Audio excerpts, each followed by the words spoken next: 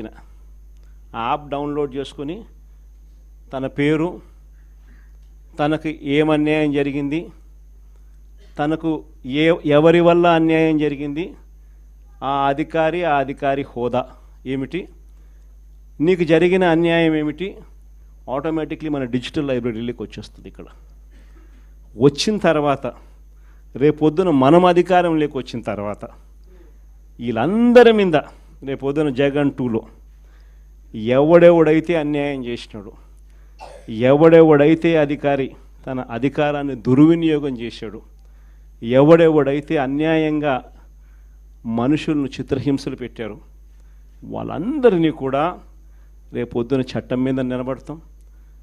చట్టం తన పని తాను చేసుకొని పోతుంది. ఎందుకంటే ఈరోజు చూస్తూ ఉన్నాం ఇవన్నీ కూడా.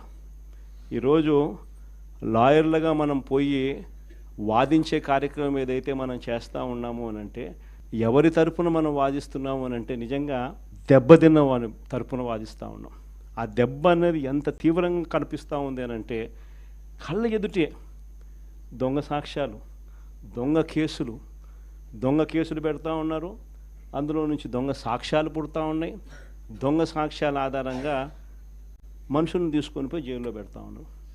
జైల్లో నుంచి ఆ మనిషి బయటకు వచ్చేసరికి ఆ కేసు అయిపోయేసరికి మరో కేసు, కరెక్ట్గా ఆ కేసు అయిపోయే టయానికి మళ్ళీ ఎక్స్టెన్షన్, మళ్ళీ ఆ కేసు అయిపోయేసరికి ఇంకొక కేసు, మళ్ళీ ఎక్స్టెన్షన్. నిజంగా ఈ వ్యవస్థ లేకన్నది మార్పు అనేది రావాలా. అధికారం ఉంది కదా అని చెప్పి, యూనిఫామ్ ఉంది కదా అని చెప్పి దుర్వినియోగం పరచడం అన్నది ఎంతటి బాధ కలిగిస్తుంది అటువైపున వ్యక్తికి కూడా అన్నది ఇటువైపున వ్యక్తికి కూడా అర్థం కావాలి. అర్థం కావడానికి అందుకనే లాయర్లు చేయించిన ఈ యాప్ని మనందరి సమక్షంలోనే నెక్స్ట్ వీక్ అది కూడా లాంచ్ చేసే కార్యక్రమం కూడా చేస్తాం. రాష్ట్ర వ్యాప్తంగా ఈ కార్యక్రమాలన్నీ చేసే ప్రతి విషయంలో కూడా మరొక్కసారి మళ్ళీ చెప్తా ఉన్నా, మీ పాత్ర చాలా ముఖ్యం. ఈరోజు రాష్ట్రంలో ఉన్న ప్రత్యేకమైన పరిస్థితులు ఏమిటో, ఈ ప్రత్యేక పరిస్థితుల మధ్య మీరు పోషిస్తూ ఉన్న పాత్ర ఏమిటో నేను వేరే చెప్పాల్సిన అవసరం లేదు. నిజంగా ఈరోజు పార్టీకి అన్ని రకాలుగా ఒక పెద్దన్న పాత్ర ఎవరైనా పోషిస్తూ ఉన్నారు అంటే అది న్యాయవాదులే అని చెప్పాలి. అడగకపోతే అమ్మైనా అన్నం పెట్టదన్నట్టుగా, కోరకపోతే దేవుడైనా కూడా వరం ఇవ్వడం అన్నట్టుగా, పిటిషన్ వేయకపోతే, న్యాయస్థానంలో మీరు నిలబడకపోతే న్యాయం కూడా దక్కే పరిస్థితి కూడా ఉండదు. కలియుగం అన్నది ఏమిటి అన్నది ఈ చంద్రబాబు నాయుడు గారి పరిపాలన చూస్తే ఈ 14 నెలల్లో ఓహో ఇదేనా కలియుగము అని చెప్పి అనిపించే పరిస్థితి ఎవరికైనా కూడా అనిపిస్తుంది. ఎందుకనంటే న్యాయం లేదు, ధర్మం లేదు. తమకు గిట్టని వాళ్ళు ఎవరైనా ఉంటే, తమకు నచ్చని వాళ్ళు ఎవరైనా ఉంటే, తమకు వ్యతిరేకంగా స్వరం వినిపించే వాళ్ళు ఎవరైనా ఉంటే తట్టుకునే పరిస్థితి లేదు, జీర్ణించుకునే పరిస్థితి లేదు.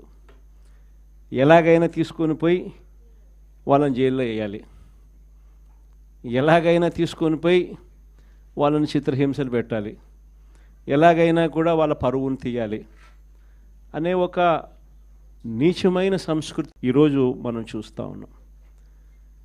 ఒక మనిషిని జైల్లో పెట్టడము అని అంటే తన పరువును, తన ప్రతిష్టలతో ఆడుకోవడం, అవన్నీ తెలిసి కూడా ఏ తప్పు చేయకపోయినా కూడా బురద వేసి తప్పు చేశాడు అని చెప్పి దానికోసం దొంగ సాక్ష్యాలను క్రియేట్ చేసి కేవలం వీళ్ళు పెట్టే ప్రలోభాలు, వీళ్ళు పెట్టే భయం తప్ప వేరే బేసి లేదు, వేరే సాక్ష్యము లేదు. ఇలాంటి పరిస్థితుల మధ్య న్యాయం జరగడానికి కోసం బాధితుల తరపున గట్టిగా నిలబడి వాళ్ళ స్వరం వినిపించే కార్యక్రమం ఎక్కడైనా చేయాల్సిన పరిస్థితి ఏదైనా ఉంది అని అంటే అది ఇంకా మన భుజస్కంధాల మీద ఇంకా ఆ బాధ్యత ఎక్కువైంది.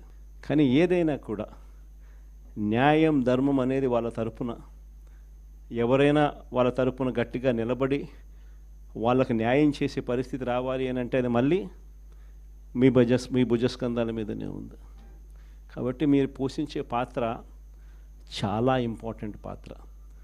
మరీ ముఖ్యంగా కష్టకాలంలో ప్రతిపక్షంలో ఉన్నప్పుడు వైఎస్ఆర్ పార్టీకి నిజంగా పెద్దన్నగా మీరు చేస్తూ ఉన్న పాత్ర ఎప్పటికీ కూడా పార్టీ మర్చిపోదని సందర్భంగా తెలియజేస్తాను.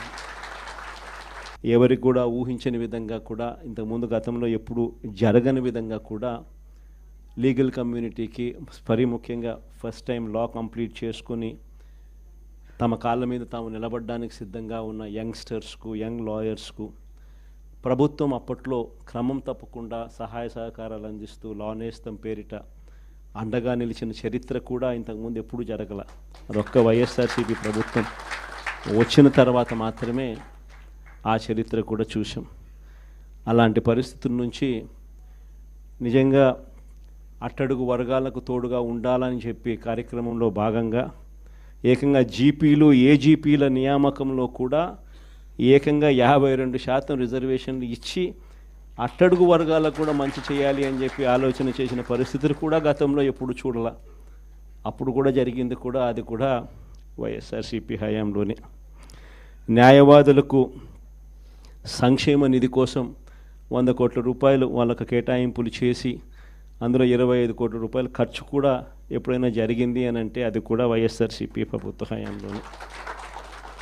న్యాయవాదుల సంక్షేమ నిధికి కాకుండా ఇన్సూరెన్స్ పథకానికి కూడా 1/3 వంతు వాటాను కూడా